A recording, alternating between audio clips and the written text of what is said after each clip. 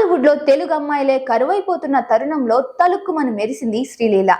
పెళ్లి సందడిలో అందం, అభినయంతో ఆకట్టుకుని వరుస ఆఫర్లు కొట్టేసింది.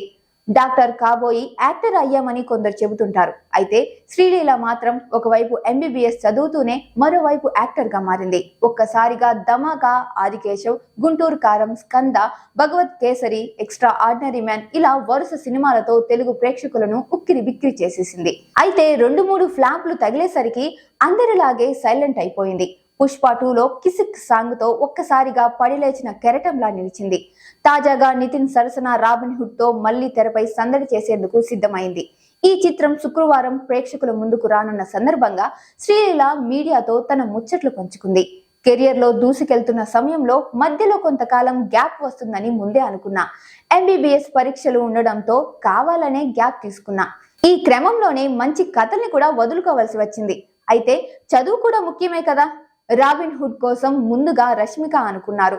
అయితే ఆమె డేట్స్ అడ్జస్ట్ కాకపోవడంతో డైరెక్టర్ వెంకీ కుడుముల నాకు ఫోన్ చేశారు. ఈ క్యారెక్టర్ రష్మికకు బాగా నచ్చింది. ఇద్దరు ఫ్రెండ్స్ కావడంతో పుష్ప 2 షూటింగ్ సమయంలో దీని గురించి మాట్లాడుకున్నాం. రష్మిక సలహాతో ఈ సినిమా ఒప్పుకున్నా. రాబిన్ హుడ్ లో నీరా వాసుదేవ్ అనే యువతి పాత్రలో కనిపిస్తా. విదేశాల నుంచి వచ్చిన అమ్మాయి ఈ ప్రపంచమంతా తన చుట్టూనే తిరుగుతోందని భ్రమలో ఉంటుంది. అందమైన ఆ పాత్రని తెరపై చూస్తేనే బాగుంటుంది. అలాగే ప్రేక్షకుల్ని కడుపుబ్బా నవ్విస్తుంది. గతంలో కూడా ఇలాంటి పాత్రలు చేసిన ఇంత ఫన్ ఉన్న సినిమాని నా కెరియర్ లో ఇప్పటి వరకు చేయలేదు. ఈ మధ్య బాలీవుడ్ లో ఎక్కువగా కనిపిస్తున్నానని అందరూ నన్ను అడుగుతున్నారు. ముందుగా నేను తెలుగు అమ్మాయిని. తెలుగు చిత్ర పరిశ్రమ నా పుట్టినిల్లు లాంటిది. ఎక్కడికి వెళ్ళినా నా ప్రాతినిధ్యం టాలీవుడ్కే. ఇతర భాషల్లో ఛాన్స్ వచ్చినా బ్యాలెన్స్ చేసుకోగలను. ఎక్కడికి వెళ్ళినా తెలుగమ్మాయిగా అందరూ గర్వపడేలా చేయాలన్నదే నా లక్ష్యం. భగవత్ కేసరి సినిమా నా కెరియర్ పై చాలా ప్రభావం చూపింది.